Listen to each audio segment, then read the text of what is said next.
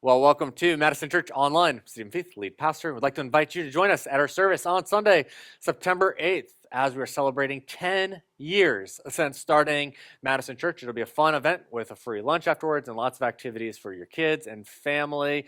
That's also an announcement to the rest of you in the room. We've got some great things planned. And as I mentioned, we're coming up on 10 years. And as I do every summer at Madison Church, before we come up to this big anniversary, I reflect on where we've been. The first year, that was easy because I only needed to look back at the last 10 months. But now we've been here for 10 years. And there's a lot to look back to, ups and downs and new locations, and then pandemic and closing everything up, and then coming back after the pandemic and moving in here and all of the things that we're trying to accomplish now. I just reflect on all of the great ways that God has provided for us and given us vision. And I look back and I'm just really love the resiliency of the people who do make up Madison Church.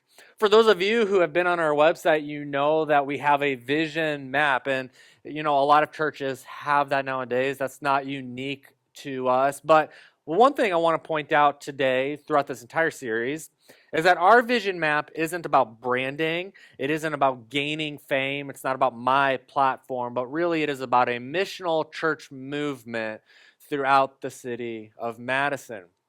We didn't come to Madison because we felt like they needed another church. We came to Madison because we felt like there needed to be a kingdom-minded missional church movement in the city.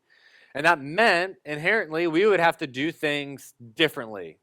Because if the way that we were doing things already would give that missional church movement were happening in Madison, then the city would already have had that movement, and Megan and I would have been looking for a different city to move to start a church, but we came here. And what we want to do then at Madison Church, through our values, which are dictating everything from the vision and the mission, our values come from a book called The Forgotten Ways. I have it here on the table. It's written by missiologist Alan Hirsch from Melbourne, Australia. And in his book, he does a little study. He says, what happens when there are missional church movements throughout history? What elements are there? And he came up with 6. He said, I think you can boil it down to 6 things that every missional church movement or Christian, Jesus-centered movement has had. He calls it the missional DNA. He says, this needs to be not just something like goals. They need to be the DNA of who you are, of the people who make up your community.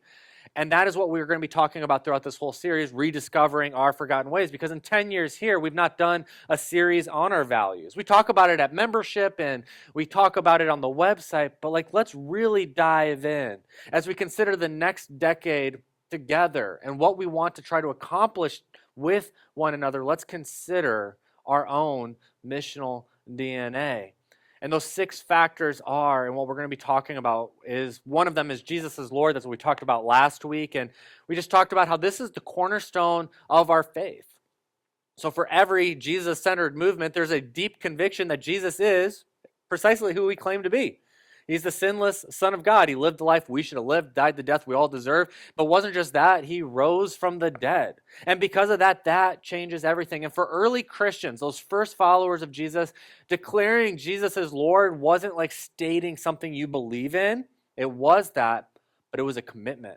It was a commitment to Jesus' lordship over their life. And as such, they aimed to submit every part of their lives to the lordship of Jesus. It wasn't a check the box if you believe, but it was a complete surrendering of their minds, their bodies, their spirits.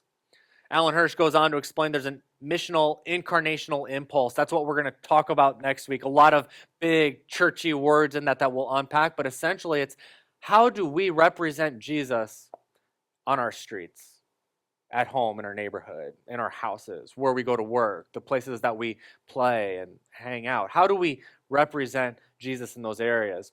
Community is a big thing because Jesus' mission is so much bigger than you and it's so much bigger than me.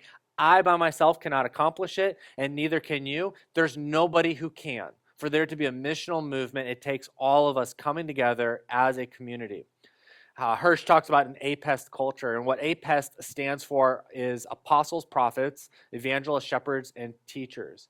And Hirsch makes the argument that what we need in a missional church movement are these different functions. They're not just gifts, but they're functions within the church. If we're going to have a missional church movement, we have to have more than just what we've become accustomed to, which are shepherds, pastors, and teachers, and oftentimes the pastor is the teacher. But we also need apostles, prophets, and evangelists. We're going to talk about organic systems. For some of you who come in a high church background, very liturgical, lots that's organized, lots of committees, lots of policies, lots of paperwork. We don't really have that. I think we have 3 policies at Madison Church, and I can't remember the last time that somebody's read any of them, including myself. And so we're very organic in that sense. We kind of just roll by the seat of our pants here, and that is how it happens, just like a living organism. We have to be able to pivot and adjust to thrive in an ever-changing environment, because the Madison I moved to in 2014 is not the Madison I live in 2024. We have to be able to adapt. And finally, disciple making, which is becoming like Jesus, embodying his daily teachings and his practices. And that's what we're going to talk about this week. So last week we talked about Jesus is Lord, and we need to submit every part of our lives to him. And today I want to get practical about that. What we're talking about is disciple making. Yes, on the one hand, declaring Jesus is Lord is declaring what we believe. It's declaring our commitment. And now let's put hands and feet to that as we talk about disciple making. Discipleship is the task on which Jesus focused his efforts and invested most of his time on earth with other people. If Jesus failed to make disciples out of the people he spent the most time with, you would not be at Madison Church today. I wouldn't be here either. There would be no Christian movement. If Jesus failed at making disciples, there'd be no mission beyond his life, death, and resurrection. But here we are today in a community, a Christian community, talking about this because Jesus didn't fail. He succeeded in a wild way 2,000 years ago. Disciple making is critical for creating that reproducing movement that we're talking about at Madison Church. Remember, the first century Christianity had about 25,000 followers. 25,000 people who said, we believe that Jesus is Lord. And by the end of the 3rd century, there were 20 million. It is the greatest movement we've ever seen, not just including religion, but sociologically, the greatest movement of people going from, I don't believe in Jesus, to I do believe in Jesus and committing to his ways. And I want to remind you, people were being tortured and killed for this and imprisoned. You came out and said Jesus is Lord. They said, all right, in the jail with you. Do you renounce him yet? Nope. Okay, let's torture him. Renounce him yet? Nope. All right, we'll kill him. And then eventually maybe the other people will catch on. They did catch on, and yet it didn't change the wavelength. People were still dying for their faith. Well, how did they do that? Well, they were disciples of Jesus. The disciple-making process was working well. Similarly, despite facing severe persecution, the number of Christians in China has grown remarkably in the last 70 years when Christianity became illegal. There was around 1 million followers of Jesus in China. It becomes illegal, and nowadays that number is estimated to be 100 million estimated. That's the thing about Christian missional church movements, is you can't really count the number of people who are here. You can't pass a clipboard around. That's not a movement. That's a church. But when you have so many people, you can't count them. Now we've reached movement. And disciple making was a critical aspect in that as well. Now I want to contrast. I mentioned the early church and the Chinese church. Now I want to contrast that with a movement that grew really fast, had the wheels of a missional church movement, but it fell off because disciple making fell off. The Methodist movement provides a clear example of this. And if your background is Methodism, I'm not trying to pick on you today. You're watching or listening online. Don't hit the red X yet, but let's look at this historically speaking. Methodism was founded in the 18th century by John Wesley, and it grew exponentially. This was a missional church movement, and the reason that it grew so rapidly was because they had a disciple-making practice established. Early Methodists emphasized personal holiness, accountability, and community through small groups, which they called classes and bands. I know there's a lot of history, and you're like, why does this matter? Here's why it matters. These groups were central to their strategy of making disciples. They ensured that every person there, whether it was your first day believing or your 100th day believing or your 5th year believing, that you were being discipled. And they pushed people to make other disciples. You didn't just join a small group and you four, no more, and that was it. They pushed you out. You have to make more disciples. And as a result, Methodism grew exponentially, particularly in the United States, where 35% of the population would have identified as Methodist in the 19th century. 1 out of 3 people. That's a missional church movement. However, and you knew where I was going with this, something happened in 1850 when the Methodism started requiring all of their circuit riders and local ministers to complete 4 years of ordination studies. They made them go to seminary, and all of a sudden it killed the movement. And the reason they made them go to seminary is because the Lutherans and the Episcopals were talking about how dumb these Methodists were and unlearned and uneducated. They didn't know about the New Testament and Greek and Hebrew. They didn't know about church history. What did they know about making disciples? Well, who cares about that? Wait a second. That seems like a pretty freaking important thing to be good at. And they were good at it. Well, so then after about 10 years of forcing people to go to seminary, the movement's dying. It has come to a complete stop, and now it's dying. They overcorrect, and they disband the classes, the small groups, the bands. The disciple-making tool that made this go from John Wesley to a Christian movement in which 1 out of every 3 Americans would have said, I go to a Methodist church. They disbanded it. They went from, oh gosh, we went too far. We're pushing people too far to, we're just going to not do anything anymore. They had the right mix. But then they went too far in one direction and then too far the next. And since then, Methodism in the United States has been declining by the percentage of the population ever since.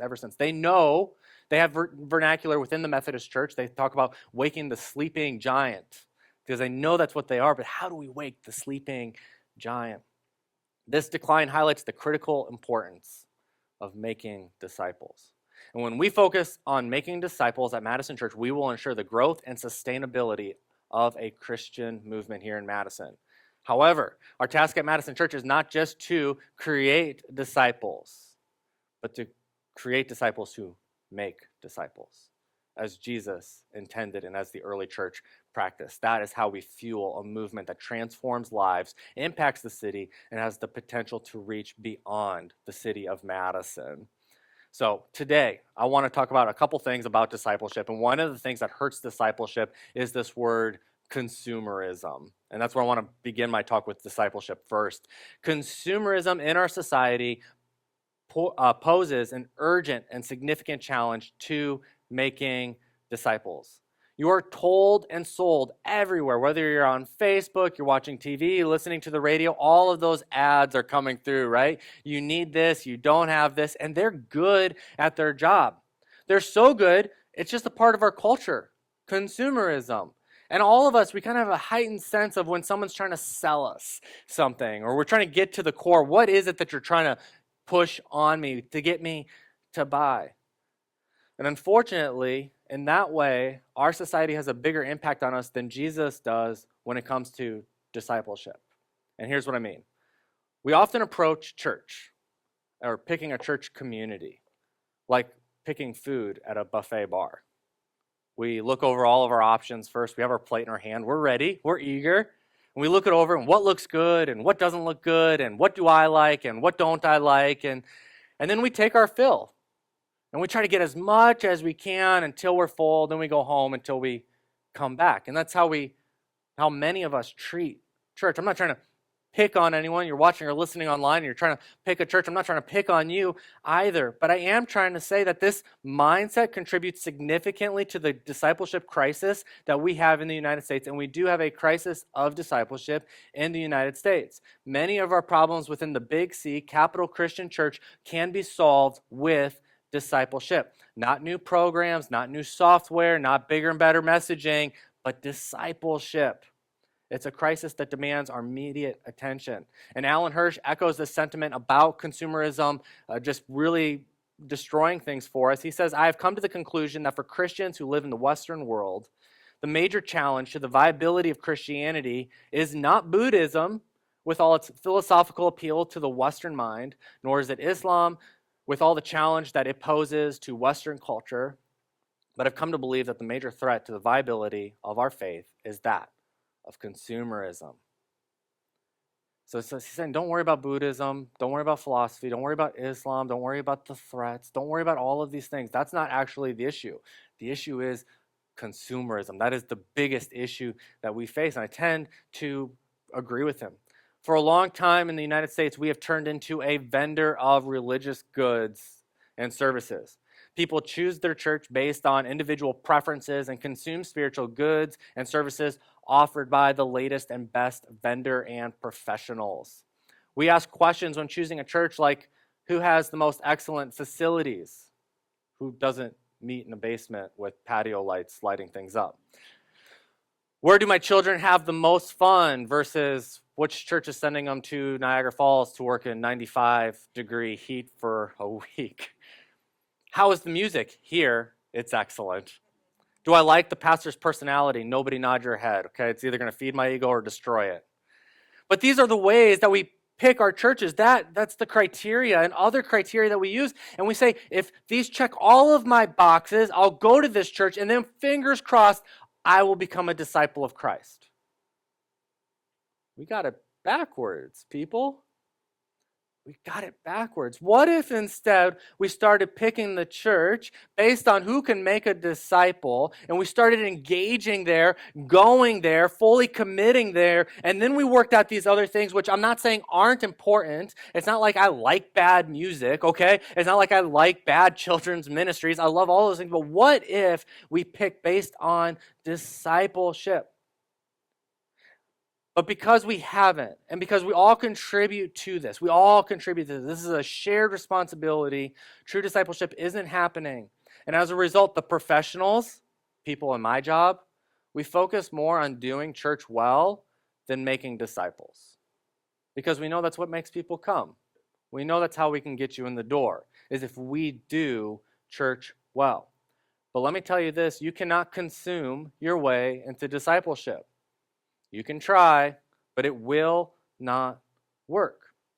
What people like me and people in my job should have done, church leaders and pastors, people who are elders now, coordinators as we just announced, we need to push back and challenge consumerism, not cater to it. As a result, if we do this well at Madison Church, we'll never be the biggest or fastest growing church in Madison. Hate to break it to you, but when you push against consumerism, those are the things you're going to sacrifice, being the fastest and biggest. If you want to become the fastest and biggest, you learn how to do church better than everyone else who's doing church in your area. And this might sound like I'm picking on other churches, and that's not my intent. My intent, rather, is to shift focus and to say that this isn't working. Look at the 50 years or more of trends of how Christianity is in correlation with the population. All of the people nowadays who are deconstructing their faith and absolutely abandoning it. They're not just deconstructing it to rebuild something in its place. They're deconstructing it and there's an empty plot there. Think of your kids or your kids' kids or the kids of your friends, and you know that they graduated, and once they moved out of the house, they stopped going to church. And I know that's pain. I'm not trying to make light of that, but that's what's at stake. When we give into consumerism, that's what we're sacrificing at the altar.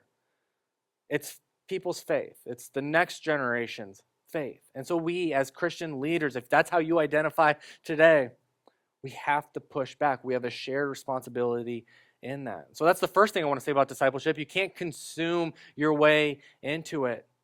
The next thing that we got to talk about doing is being challenged, because discipleship is challenging. And that's how I think we practically can accomplish this at our church.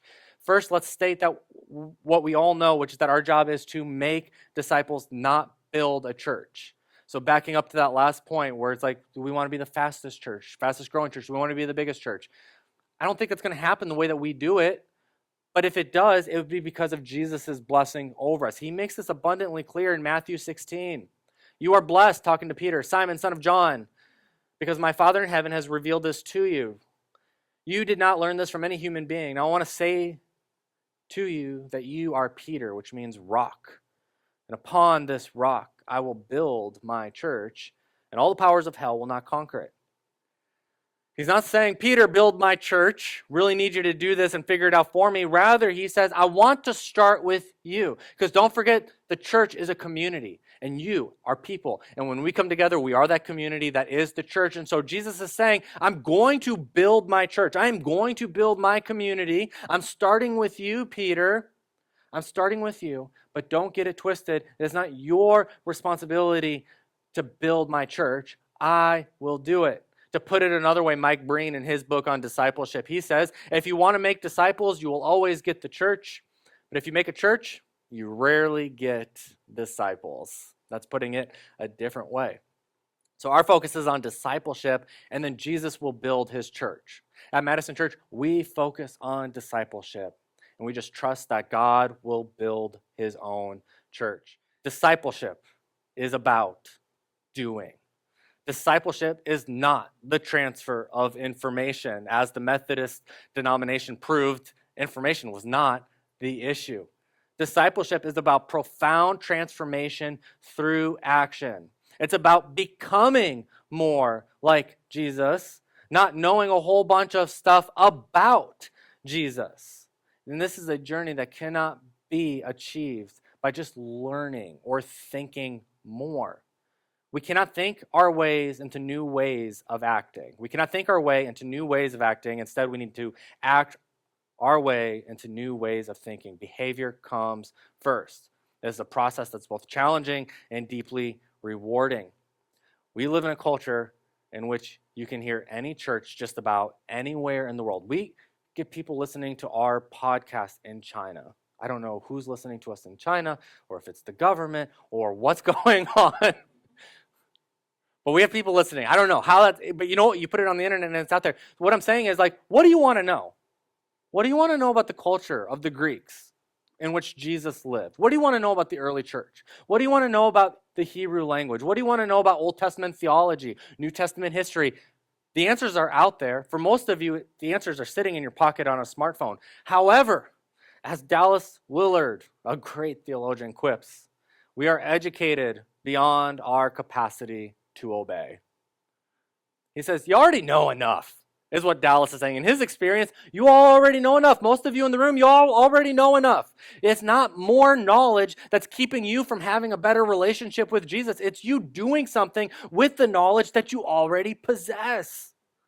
And this, we got to push it back then against the feed me culture. I used the analogy of how we choose churches like a buffet bar. Ooh, that looks good. I'll take some of that. Ooh, that looks good. I'll take some of that. That can be kind of like listening to podcasts and YouTube. And I'm not against knowledge, for the record. I think you got to start somewhere. But at some point, you got to push back against the feed me culture. We've had people at this church, Madison Church, who have said, we're going to go to a different church. We just don't feel like we're being fed anymore. That's okay. I don't think we're what you're looking for. If you're watching or listening online and you're looking for a church that feeds you, this isn't it. That is not our culture. This next part, Paul calls that out. Paul says, hey, some of you are still like babies, and you're still nursing. And the only thing you can consume is milk. He's calling out the immaturity. And so sometimes you get the people and they puff out the chest, well, I'm just not being fed anymore. Well, Paul just called you a baby. The Apostle Paul. And if you really were that big, mature Christian, you probably would have read that by now already. But let me point it out, okay? He says that mature Christians feed themselves. And it's not just about knowledge. It's about doing something. Listen to what Paul says in 1 Corinthians 11:1. Follow my example as I follow the example of Christ. He doesn't say listen to my teachings because, at the end of your life, there's going to be a theology test. He says, follow my example. Look at what I do and do that. Because I'm looking at Christ and trying to do what Christ did. This is discipleship. It's about doing something. And discipleship in the New Testament, that's how it was. It was follow me as I follow Jesus. And somewhere along the way, we exchanged doing, probably because it's hard and it's challenging, for learning, which is a little bit easier. And again, I'm not against learning. We offer all sorts of cool courses at Madison Church to help people understand why we believe, what we believe. Every Sunday morning, I do a book report on the same book. You guys ever think about my job that way? Okay, every Sunday I get together, I got to write a paper on a book that I've been reading for the last 20 years. We're not against learning. We need it. But the problem is we often talk about discipleship while our actions differ from our words.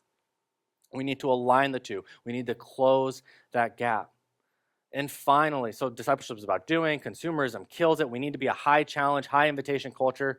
Finally, discipleship is required.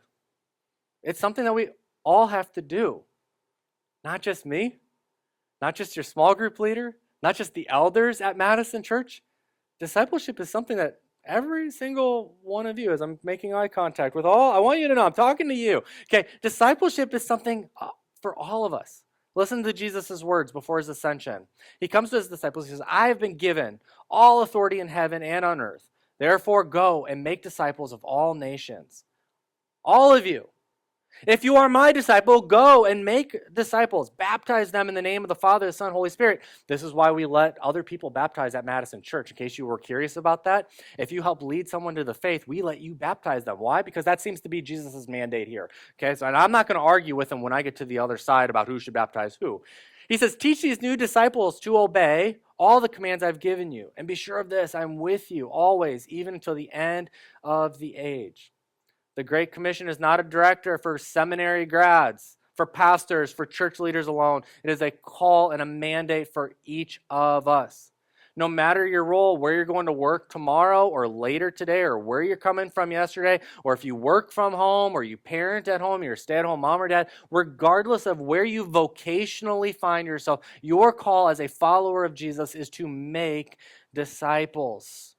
It's not just about becoming a disciple ourselves. I think many of us, we get hung up on that. We think about my journey, my personal salvation, how am I becoming more Christ-like? And we forget that part of becoming more Christ-like and part of becoming a disciple is turning around, looking behind us, and seeing who's around us and helping them along. You cannot be a disciple of Jesus without making disciples for Jesus. I know that's challenging, but that's part of what I said I wanted to work on at our church anyway. But Jesus does not make a distinction. The New Testament does not make a distinction. The early church does not make a distinction. If you weren't making a disciple, you weren't a disciple. The two were one of the same in the first 400 years of Christianity, and then eventually we started outsourcing it to professionals, where all of a sudden your job was just to bring your friends and family here on Sunday mornings and then let me, the professional, disciple them. But that's not how Jesus intended it, and that's not how the early church practiced it. And so, as we wrap this up, we need to help other people. When we tend to think of like, I need to be fed more, which I think a lot of us, we tend to feel like there's something else we're missing, or so we think, well, I just need to be fed more. I think actually what that is a misunderstanding of what God's Spirit actually is telling you. He's saying there is more. There is more. And we say there must be more to learn. Because for many of us, when we're getting started in our faith, that's what it is. It is learning and it's knowledge and it's getting that foundational stuff. And so then when we have this inclination that there must be more, we think more knowledge. But no. The Spirit is saying there is more. Look around you. Look behind you. Who's there? Extend a hand. That is more. You know enough already. Now help them. Because what you're going to discover is as you are helping other people, you're going to need to learn. You're going to need to educate yourself because you're going to meet people and they're going to be messed up. Okay, so they're going to be messed up. And you're going to be like, oh my gosh, I was never that bad. You were. Trust me, I knew a lot of you, okay? You were at one point. We got high invitation. We got to support and accept everyone, but we got to help them. And then that means you go and you find like people like Lindsay and Dick who have been following Jesus well for a long time. And you say, hey, I'm going through this situation. What do I do? And in that way, they're also being discipled because they're like thinking through it. I've done this. Now, how do I teach someone else to do this? And then they do it. And we keep feeding it forward. You will need more knowledge. But I think that that's what, for some of us in the room, when we feel like, why am I not growing in my faith? It's because we're not helping someone grow in their faith. And so I want to end with the application, which is a challenge and a series of questions that I have for you. Where can you stand to grow in your own discipleship today? In the season of life in which you find yourself in Madison, Wisconsin in 2024, on this Sunday morning, where can you stand to grow in your discipleship? Are you someone who is highly invitational, but you can grow in the way that you challenge yourself and others? How might you better reflect Jesus in your own life by challenging yourself and others to step up more fully into what God has called you to do? Jesus was not afraid of challenging other people. Jesus loves us enough to meet us where we're at, and he loves us enough to not leave us there. He challenges us to step forward to what he has called us to. Are you someone who this morning you find yourself highly challenging, but you need to grow in the way that you invite others into your life? How might you better show Jesus to the world around you by loving the world around you like Jesus loves them? When it comes to your relationship with God, is it thriving or is it surviving or somewhere in between? How are your relationships with the church and other Christians? Are you connected with believers outside of Sunday mornings? Why? Why not? Remember, true discipleship is not a solitary journey. Is there part of you that you could engage the world around you better? Maybe you got the God thing figured out. You and God, you're thriving and you're connected to the church, but man, your neighbors, they don't know anything about your faith and what you believe or why you believe it or the people you work with. And maybe you're trying to keep that a secret. Let me challenge you on that. Why? Why is it a secret? At Madison Church, our goal is clear. We aim to equip every member to be a disciple maker. Madison Church is not just about knowledge. We've tried to set the whole thing up to be in a culture of empowerment in which we say, you check us out on the website first, you start visiting, you get connected, you become a member, you become a coordinator, and then the list of jobs and things that you can do and actually immerse yourself in at Madison Church is wild. And we haven't even begun to scratch the surface yet, but it's out there. And so we want to equip you. We don't just want to talk to you. But this will require your commitment, will require mutual sacrifice, and it requires a devoted willingness to be shaped and molded by Jesus. It's about moving beyond our consumeristic mindsets and embracing a life dedicated to following Jesus. And this means being part of a community that not only supports us, but challenges us. Being a part of a community that not only supports us, but challenges us, holds us accountable to help us grow in our faith. And it's our commitment and dedication to this, to disciple making, which will determine whether or not Madison Church can become a missional movement in Madison.